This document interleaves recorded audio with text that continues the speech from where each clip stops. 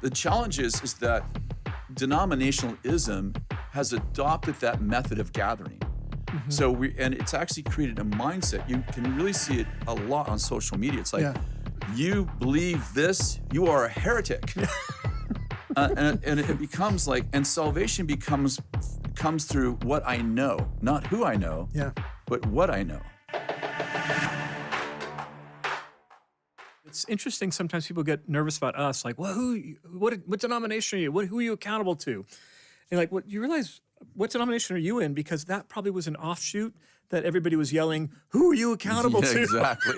It might have been 500 years ago. Yeah. When the Who Pope, was Amy Semple McPherson, accountable to in the Foursquare movement, when she started the Foursquare movement. Yeah, well, when the Pope was saying, Luther, who are you accountable to? And then, Zwingli and Calvin, all these guys. And then, the Anglican Church started by not a great king of England, so it's this very interesting thing, like, who are you accountable to? You realize every denomination that's done anything amazing has had people, detractors, kind of going, what gives you the right? And they move ahead. William Booth's Salvation Army. I mean, over and over again, these, the Mennonites, the Moravians, all those things, they came out of anointed leadership.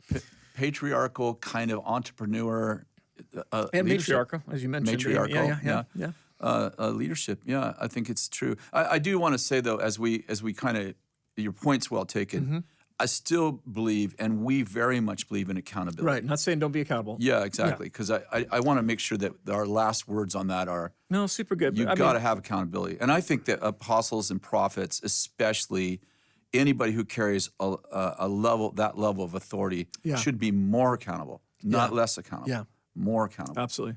So, I think that's important. This whole thing of denomination is interesting. 21 years ago, I was laying on the floor. We had been here probably, maybe 6 months to Bethel, on staff at Bethel. And I was laying on the floor, and I had this powerful encounter that really has shaped some of my understanding of denominationalism and apostleships. And the Lord said to me, we're moving from denominationalism to apostleships, asking what that means. Well, first of all, I want to tell you, I never used that language, denominationalism, apostleships. And by the way, I found out later that the word apostleship is actually in the Bible a couple times, but not language I use. And I said, Lord, what does that mean? He said, denominationalism, ism, by the way, not denominations. Doesn't matter what it says over the door of your church. Matters what it says over the door of your heart. But in denominationalism, people gather when they agree, and they divide when they disagree. Yeah. You think about it like, and then the Lord gave me this example. He said, "How many times does the Catholic Church split in 2,000 years?" And I'm like, I don't know.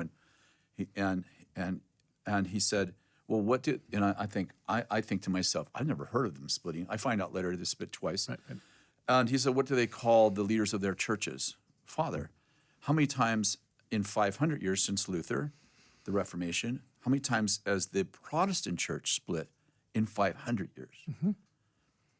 I mean, the real question is, how many times have the Protestant church split in the last 30 days? Yeah, a lot. The answer is a lot. If you don't know. And then it's really like, I'm personally not saying Luther did anything wrong. Yeah.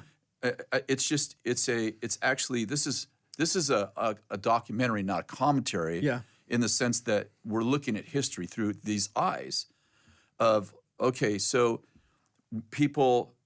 Luther left the Catholic Church, nailed the 95 Theses to the door of the church, and he left out of a theological argument. I'm not saying he shouldn't have, but he should have.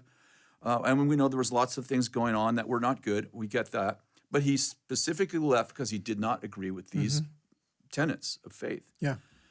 The challenge is that denominationalism has adopted that method of gathering.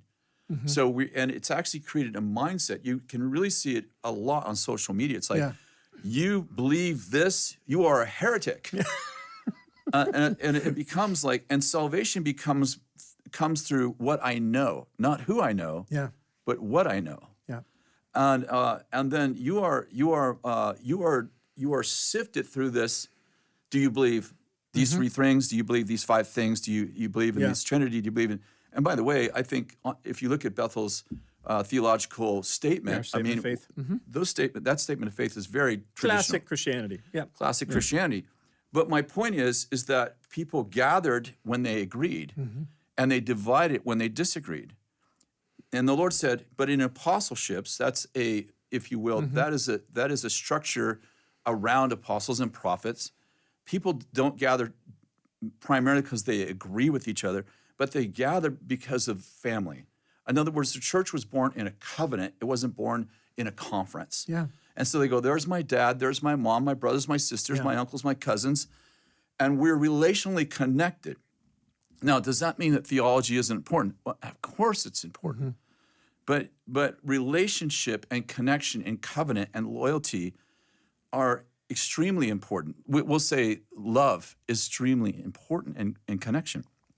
So the challenge becomes in a denominationalism church that the shepherds know that people are there because they agree. Yeah. So I'm actually, as a teacher in a denominationalism church, I don't preach to inspire people. I preach to convince them. Yeah. Why? Because people who disagree leave. And so what do you have to have a disagreement? I kind of go through this in a funny way. You have to have an opinion. What do you have to have? How do you have opinion? You have to think. What do I have to make sure you don't do? In religion, and I'm not talking about the true religion that James talks about, but a religious spirit that was on the Pharisees. You can't think. You're not supposed to think. There's one person thinking for you and inspiring you to agree. Yeah. And I think that that spirit has really become the mindset of 21st century Christianity.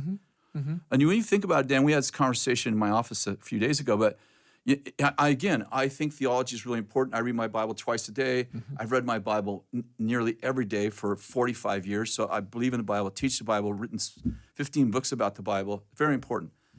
Believe it's the inherent word of God. 15 books where you use the Bible to talk about various things. They're not exactly about the Bible, but they're based on biblical truth and theology. Biblical truth, exactly. I'm pointing out this is the foundation of my faith. But you have to ask yourself, if you take the 21st century idea of Christianity and you superimpose it, let's say, over the 14th century, where there was no printing press, where most people didn't read, they were illiterate. There wasn't a Bible written in most languages they could understand. Yep. So, and you're like, you're like, how would the people like that know things like, do you believe in the Trinity? Well, I do believe in the Trinity. I also know it's a very complex. I don't know if Peter understood the Trinity. I would say Moses probably didn't understand the Trinity. So I'm pointing out this, if you say, well, I'm a Jesus only person, which we aren't. You're a heretic.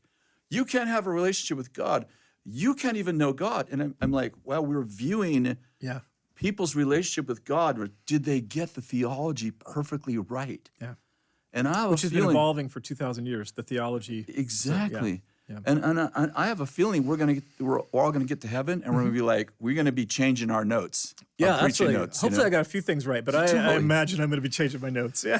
So I'm simply pointing out, denominationalism actually creates a riskless culture, and really faith is spelled R-I-S-K. You're going to have if you're going to live in the Spirit and move in what Jesus called signs and wonders will follow you. Yeah. But you're not going to get everything perfect. Yeah. You're not going to get anything perfect. Let me jump in on denominations. Just two things I want to add. This is part of what it is to be a Protestant in some ways. When you leave the authority of the Pope, and let's just you're talking about the church was all one church for 1,000 years. There was a split between the Orthodox Church, and then the Catholic Church. The Pope of Rome excommunicated the other bishops in about 1000 A.D. or so. Very sad day. And then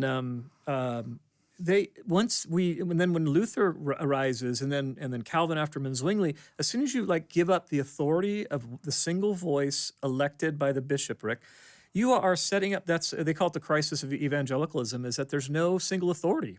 It's us and our interpretation of Scripture. So we are going to be in these battles, unless we kind of head back towards the Pope. I had a prophet at seminary who's an Orthodox minister, and he's like, come back to Mama Church. I'm like, what? I don't know anything about the Orthodox Church. They're Mama Church. Exactly. But that was his perspective. fun story. Hank Hanegraaff, the Bible. Oh, man, yeah, I know Hank. He left, and I think he's gone to the Orthodox Church, and people thought he left the faith because he's become an Orthodox Christian. I'm like, oh my gosh, people. So there's lots of folks that don't know their history at all.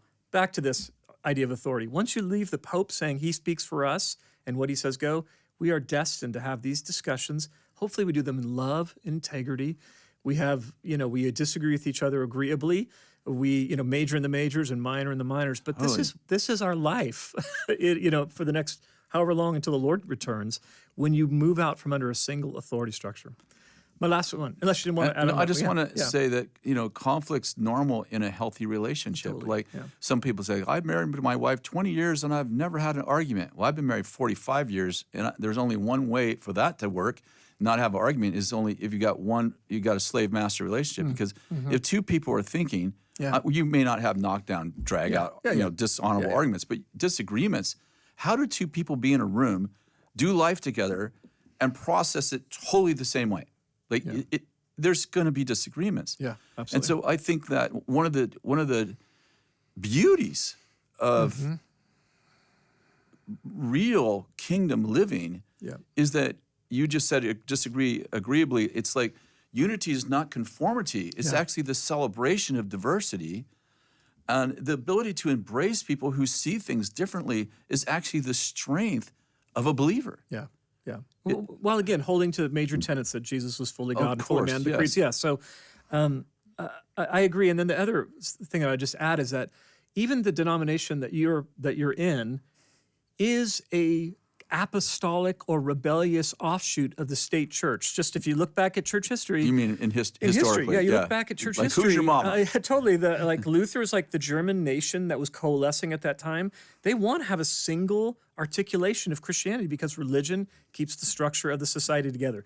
Henry VIII, I think it was him, Church of England. I'm going to have my own church, and I'm going to have my own Bible with my own study notes. I don't even want your study notes from your, mainland continental Europe. I think that guy was notes. having he's many wives. Not a great guy. But so he starts his own church because the idea was if I'm going to have a state that holds together, I have to have everybody on the same page and the same religion.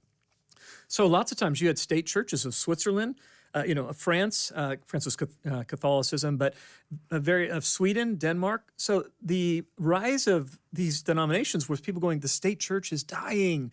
It's got the form of godliness and no power. And then you have people coming over to America going, we were oppressed by the state church, but we are living a new experience with the Lord and piety and connection with the Lord. And so people from, can go through the states, and the states on the East Coast are built around these groups that came over with apostolic leadership, even if they didn't believe in apostles. Exactly. Who were they were creating new denominations out of the state church, which was no longer, wasn't for them. Yeah. It wasn't functioning, preaching the gospel. And then you have that on top of the rise of the mission movement, which is so beautiful and so important.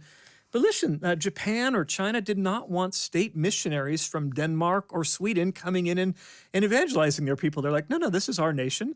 I'm not going to have your state religion come in. So you had to create denominations and missionary societies who could not be, they could be understood a different way by foreign governments and not be imperialistically understood. So otherwise, it's like you get led to the Lord by, let's say, a British guy, someone from England, and it's like, okay, you're under the state church. Yeah, exactly. And they're like, no, you're not going to sneak in and take our people.